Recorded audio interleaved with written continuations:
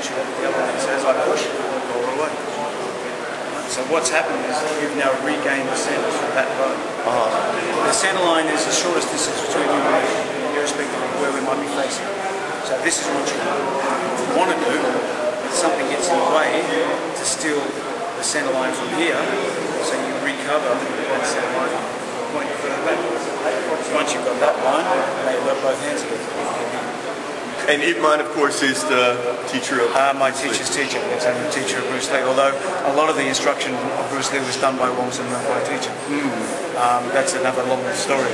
The short version is that there was an issue in the school with Bruce Lee having some German heritage, so the task of teaching him was largely put in the hands of my instructor so that it wouldn't clash with the students at Ibman school who weren't too happy to have Bruce Lee there. Oh, really? Yeah. He has some... his mother was part German. Oh, is that right? Yeah. Okay. So, that's actually, as far as we know, I think that's the only time that he had formal martial arts instruction. That's the only time he had really formal martial arts. He did a lot of informal training before and after that, but his formal training was from about 1955 through to 1958, 59, until he left for America. And the last 18 months or so, he spent exclusively with my teacher, training almost on a daily basis. Wow. Builds up, builds up. It's a bit like water running down a hill. If it meets a boulder, it doesn't sit there trying to crash its way through the boulder. It just trickles around and finds the next way. That's what we do. So as I try to get in with pure energy, the reverse for me would be if you're trying to get through here with that pressure and you're too strong for me, if I get in, I'll shift my line so I can push this going forward. I won't try to push this away because if I do, I think I'll get in. When I was in Hong Kong, I kept looking for some feeling, some connection to Bruce Lee, but I didn't find it. There's not a lot of it there, no. But I was lucky because by training with my Sifu, there was a very direct connection. Yeah. So we felt the connection all the time because it was right there in front of us. That's incredible. But my teacher was an incredibly humble man, and he never tried to live off that reputation. It was other people who told us about it more than he did. We'd have to pressure him for any sort of information about Bruce Lee. Wow. And I tended not to because I figured he got enough questions from everybody else. He'd go read it in a book anyway. I was more interested to learn what my teacher had to teach me. Yeah, yeah. Natural instinct would be if you can't get that in there, use that. So instead, what Wing Chun tells us to do is if you try to get in there, I will steal the line. That hand can't get out yet. So instead of a hard block, it gives you the opportunity to hit again. Basically what it comes down to in application is if you throw a punch at me, I throw a better punch at you. Just a minute ago I was asking you, does Wing Chun have kicks? Does Wing Chun have ground fighting? Wing Chun have this and that? And your answer was sort of yes to everything, but we hope that if we practice properly, we won't have to use that. The idea is, and I speak only in terms of Wong and Leung Wing Chun, we look at Wing Chun as a concept-based martial art. So we believe we have concepts in the way we train that will adapt to all scenarios. And therefore, because of the close-range nature of Wing Chun, it can adapt to grappling. It can adapt to the ground if I have to go down. I just prefer not to go down. We have kicking, but we prefer not to use long-range kicking simply because it gives equal opportunity to the other guy. So we'll prefer to kick in close or not at all. Because while my 2 feet are on the ground, I've got mobility. As soon as I lift a foot off the ground, there goes my mobility. So the tools are there, and if we have an opportunity to use them, we won't hesitate to use them. But the Wing Chun that we do has become so good at fighting at the range that it does, that we've had very little opportunity to really work on those other techniques. So there's no one tool to work on one. That's why this is not the best technique, because it means that I have to do 2 movements.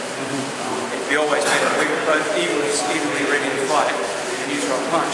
The best thing I can do is hit against your hip, rather than try to block your hip and then walk in. If you throw one, she'll throw 2. And then the media feeds back on that, right? Because you said a moment ago, people see the movies, they see TV, and it's really the same things over and over. It's the sticking hands, right? Yeah. That's the...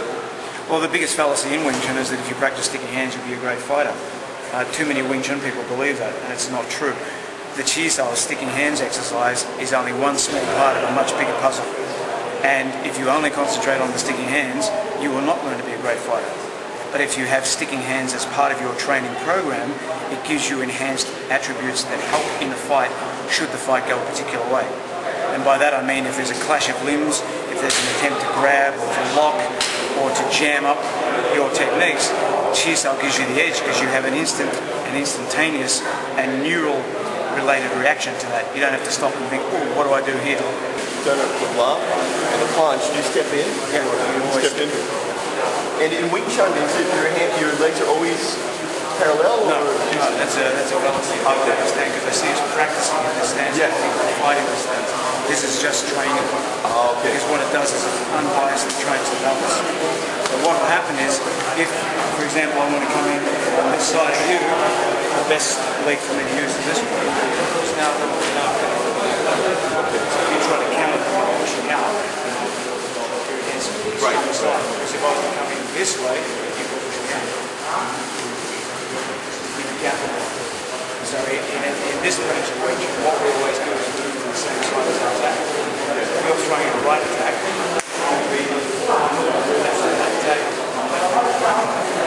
That's the advantage of Chi style. But if you just train Chi style and think you can fight, you're living in dreamland. Yeah. And if you take it out in the street, you will be in dreamland in no time. Yeah, or if you go get in the ring. Yeah, exactly. It's a totally different thing. But I think for self-defense, for the barman, the doorman, the bouncer, the police officer, right? This is probably a really good thing, right? The close-in scuffle, and you can use the Wing Chun. Yeah. We basically use attack as the best form of defense. Yeah. Our response to everything is a better attack than the attack that's coming at us. If you were to throw that one, it would be the opposite.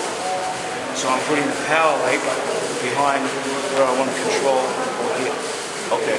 Right. Now if you throw ground lines at me, then I'll step into like a hook. Yeah. So then I'll use the opposite. I'll put the power behind the hitting hand. Okay. This one keeps you as far away as I need to hit. Okay. So we don't do a 1-2 even in that situation. If something round comes, there's a hit straight away.